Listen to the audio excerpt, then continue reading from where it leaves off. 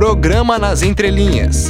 Iniciativa do curso de Administração Pública da ESAG. Apresentação: Professor Enio Luiz Spaniol.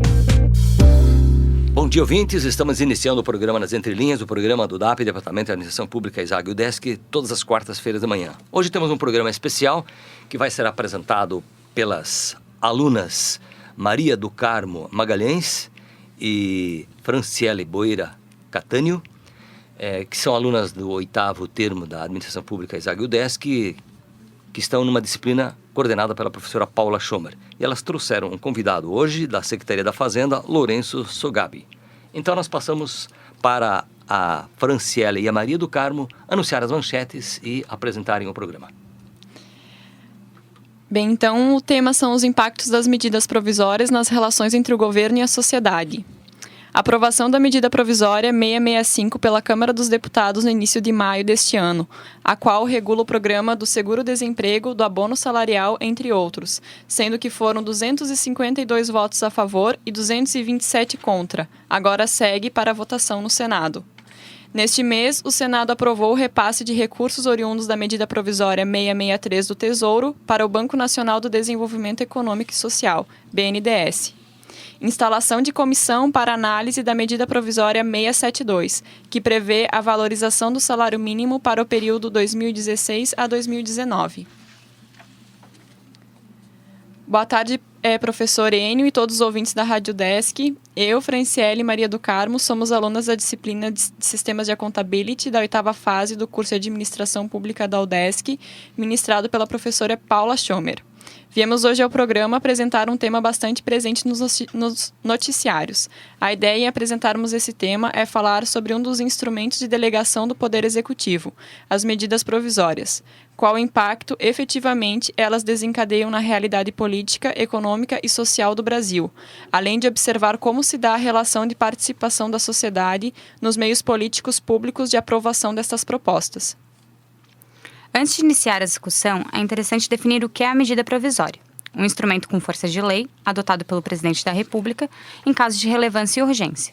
Possui um prazo de vigência de 60 dias, podendo ser prorrogável por mais 60 dias. Produz efeitos imediatos, mas depende de aprovação do Congresso Nacional para transformação definitiva em lei. Esse instrumento está disposto no artigo 59, inciso 5, e artigo 62 da Constituição Federal. Professor Lourenço, um dos motivos da existência do Instituto da Medida Provisória é a lentidão do Congresso em votar projetos de lei. No entanto, há uma edição exagerada das mesmas pelo Executivo. O que o senhor acha da utilização dessas medidas provisórias? Maria do Carmo, essa questão remete à Emenda Constitucional 32, editada em 2001, quando foi regulamentada a edição de medidas provisórias, né? A partir dali, deu uma modificada no panorama das edições de medidas provisórias. Até então, veja que de 88, quando foi promulgada essa Constituição, até o instituto dessa emenda constitucional, que foi em 2001, em setembro de 2001, uma data fatídica, né? Foi 11 de setembro de 2001. Até ali, para você ter uma ideia, o Executivo estava legislando mais do que o Legislativo, né? Eram, entre reedições e edições, dava mais de 6 mil medidas provisórias, né? Porque esse instituto da reedição é que permitia isso. E com a emenda constitucional 32, ela foi amenizado isso aí. Além do que, lá no artigo 62 da Constituição, está lá que para se editar uma medida provisória, há de se respeitar a relevância e a urgência. Mas muitas vezes são até sinônimos, porque o que é urgente normalmente é relevante também. Não é o contrário, mas isso acontece. Mas tem que ter esses dois institutos presentes para a edição, né? Para a edição de uma medida provisória. O que não tem sido muito respeitado, até hoje, né? Embora que tenha alterado o artigo 62, o texto do artigo 62, ele não permitiu, entendeu, de cercear, né, que burlassem a urgência e a relevância. Hoje a gente vê ainda que está muito fraco ainda o argumento da urgência e da relevância, né? Até nessas medidas provisórias últimas aí, a gente vê que até essas medidas provisórias que vocês estão estudando, se vocês forem ver no rigor da coisa, não tem urgência e nem muita relevância, né? Poderia ser feito por uma lei ordinária, né? Que seria muito mais discutido, mais profundamente discutido, buscado respaldo na sociedade civil, né? E que ela trouxesse esses respaldos para que se aprovasse uma lei nessas temáticas que estão sendo discutidas aí nessas medidas provisórias que vocês estão estudando, essas 3 medidas provisórias. É isso. Muito obrigada. Um dos objetivos principais da medida provisória 665 é ampliar o tempo de trabalho necessário para a requisição do seguro-desemprego, de 6 para 12 meses. O governo alegra ser uma medida para reequilibrar as contas públicas. O senhor acha ser uma medida de ajuste fiscal viável? A viabilidade, Franciele, a viabilidade existe. Só que tem que ser compreendido, segundo o meu pensar aqui, tem que ser compreendido por que está sendo feito isso aí, né? Porque o seguro-desemprego, até um pouco antipático, porque, na verdade, está se retirando do trabalhador, né, eu diria até um privilégio, né, de ter o seguro-desemprego, justo, porém, né? Mas, no entanto, o que acontece? O fundo de amparo ao trabalhador é que sustenta isso. E se a gente for ver historicamente, em questão de 10 anos, isso quase que duplicou o valor, né? É uma prática que está virando uma coisa meio sem controle, não é? Então, não é de todo errado fazer uma revisão nisso, porque daqui a pouco você já não tem mais condições de arcar com isso, já está acontecendo. Que saiu lá de 0,5% do PIB, hoje está em torno de 10% do PIB. Isso é insuportável para a administração pública, né? Ela teria que manter dentro desse nível de percentagem do PIB, e que não tem acontecido. Então, isso mostra que está havendo uma distorção entre o tempo e aquela coisa do jeitinho que se dá para resolver o problema do desemprego, né? E o interesse maior do gestor público é que a pessoa continue sempre empregado. Essa é a situação melhor, né?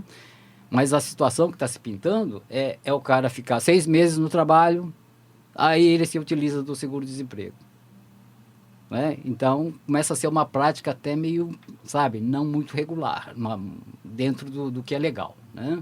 Uhum. E ao meu ver, eu vejo que há uma necessidade, sim, de uma revisão disso aí. Agora, não sei se é isso que estão se propondo na medida provisória. Até não sei. Por isso que eu acho também que isso aí deveria estar sendo tratado numa lei ordinária, onde se discute muito mais, não é? Tem a questão regional, que são diferentes. O nosso Brasil é muito grande, tem realidades muito diversas, né? E tem que trazer toda essa realidade que existe para um lugar comum, pelo menos, né? Que sirva para São Paulo e sirva lá para Paraíba, sirva lá para o Nordeste ou para o Rio Grande do Sul, né? Santa Catarina. Então, acho que é isso. Está faltando um pouco mais, mas é viável, porém tem que ter mais discussões. Uhum. Né? Uhum. E também parece haver incoerência na tomada de decisão do governo, ao, na medida provisória 665, tornar mais rigoroso o acesso de trabalhadores a direitos assegurados, e na outra aumentar a disponibilidade de recursos para empréstimos, né, no que se refere a essa disponibilidade de recursos, a medida provisória 672, que prevê a abertura de créditos no valor de 50 bilhões. Portanto, né, então, diante dessa disparidade que parece acontecer, há aumento da dívida pública com essa medida? Olha, qualquer movimento aí em que haja um dispêndio, vai haver um aumento, com certeza. Ou um aumento que seja não considerável ou considerável, vai ter. Não sei te quantificar a que nível vai isso aí, né? Mas aí a proposta da 672, da medida provisória 672, se você for ver lá na exposição de motivos, eles estão direcionando bem, porque é através do BNDES que vai acontecer isso aí, né? E a proposta lá é que nessa 672, eles têm, assim, como uma motivação, a renovação do parque tecnológico, as condições melhores de investimento na produção e na infraestrutura. Quer dizer, na verdade, isso aí não seria um gasto, seria mais um investimento, estaria numa outra conta, né, de investimentos. Então, não dá para a gente quantificar assim, dizer vai ter um gasto, vai aumentar a dívida. Pode aumentar, mas é um investimento que se faz para poder se ter um bem comum, devolver em bem comum melhor mais para frente, né? Então, eu não sou crítico disso aí, não. Não vou ser crítico de dizer que isso aí é uma coisa nociva ou benéfica, no caso. Eu, particularmente, acho que até é benéfico. Porém, de novo, volto naquele ponto do 62, do artigo 62 da Constituição, que diz que tem que ter relevância e urgência, né? Isso é que não... eu vejo que é o ponto fulcral, sabe, da medida provisória, são esses dois, tem que ter essas características de relevância e urgência, que não é muito obedecida. E um pouco disso aí até é uma questão histórica, né? Que, na verdade, a gente adotou essa tal da medida provisória como um substituto do antigo decreto-lei, mas que veio oriundo de uma Constituição que não dá para traçar um paralelo, porque é de um regime parlamentar para um regime presidencialista, né? Que é da Itália, veio da Itália, que aí vem para o regime presidencialista, e aí a gente tem um problema, o problema de facilidade disso aí. E durante o processo de tramitação das medidas provisórias, o senhor considera que, em geral, o debate político sobre o tema é favorecido ou prejudicado? Há casos em que as discussões são abertas para debate na sociedade e, posteriormente, são encaminhadas para decisão via medida provisória. Quais temas, ao seu ver, são considerados importantes para serem tratados em medidas provisórias? Maria do Carmo, o seguinte, o impacto sempre vai ter, né? Tanto político como social, não é? Porque trata-se de um instituto que tem força de lei, não é? Portanto, vai ter um impacto. Porém, o que se diz aí na questão da tua questão de o que será tratado na medida provisória, se a gente for ver no texto constitucional, lá no texto não existe nada que diga, vai ser nessa área. Ele diz o que não pode ser. Lá no texto, lá no 62, você vai ver que tem uma listagem lá, tem 12 parágrafos, né, que antigamente era um só. Hoje nós temos, depois da emenda constitucional 32, ele está com 12 parágrafos, e que em cada parágrafo desse ele contempla uma vedação à utilização da medida provisória. E eu acho que é por aí. Você tem que ir... São os temas tratados em leis ordinárias. Talvez seja interessante aqui ainda a lembrar também ao nosso entrevistado, que é da Secretaria da Fazenda. Na verdade, as medidas provisórias seriam uma espécie de antídoto ao processo democrático, no sentido de que o Executivo legisla por medidas provisórias que tornam-se medidas permanentes. É o risco que a gente corre. Isso é verdade, isso é sintomático, mas só que, assim como o antigo decreto-lei, que era mais autoritário, As medidas provisórias, ela tem uma coisa amenizada em termos de governabilidade. Ele traz uma possibilidade mais rápida da gestão, para a gestão ser mais ágil nisso aí. Até dizem por aí, né, tem alguns que dizem que a medida provisória é uma cesárea, né? Enquanto que a lei ordinária é um parto normal, né? Entendeu? Então é mais ou menos por aí. Nós percebemos que algumas das alterações promovidas pela medida provisória 665 condenam alguns dos direitos dos trabalhadores, por exemplo, no que se refere à pensão por morte, que antes ia à carência dispensada e agora exige 24 meses.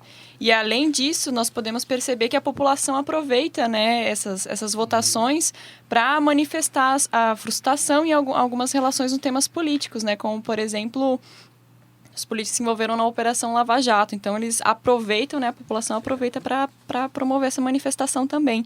E durante os processos de tramitação das medidas provisórias, fica evidente o posicionamento dos atores envolvidos, né, que muitos são a favor e muitos são contra. Exemplo disso foram as manifestações realizadas pelos sindicalistas e trabalhadores, que durante a votação da medida provisória 665, jogaram notas de dólares falsos e bateram panelas pelos corredores da Câmara. Isso mostra um pouquinho aí do quanto está carente a população, de momentos em que ele pode acessar as autoridades, que ele pode reivindicar, ter momentos para reivindicação realmente, né? Então ele aproveita desses momentos que ele está lá e aproveita e reivindica as outras coisas que ele tem guardado em si, as ansiedades, né? Pode-se perceber também que, além do povo, o governo é prejudicado com a edição exagerada de medidas provisórias, pois lança um projeto de lei a respeito de um assunto de seu interesse que passa a tramitar no Congresso Nacional.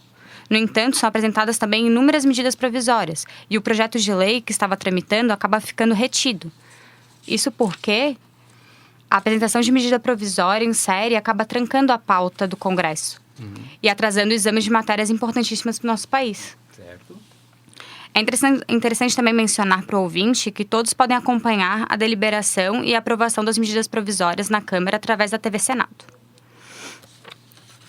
Agradecemos, então, ao senhor Lourenço pelos esclarecimentos a respeito do tema e pelo compartilhar de saberes. Igualmente, agradecemos à professora Paula pela disponibilização da atividade e ao professor Enio pelo espaço no programa. Muito obrigada. Muito grato. Foi o programa, então, apresentado hoje pelas alunas Franciele e Maria do Carmo, com o entrevistado da Secretaria da Fazenda, o senhor Lourenço, que já foi em outras oportunidades entrevistado também no nosso programa. E são as alunas do 8º termo, sob a coordenação da professora Paula Schomer. O nosso programa Nas Entrelinhas volta semana que vem neste mesmo horário. Bom dia a todos. Nas Entrelinhas, iniciativa do curso de Administração Pública da UDESC-ESAG, Universidade do Estado de Santa Catarina.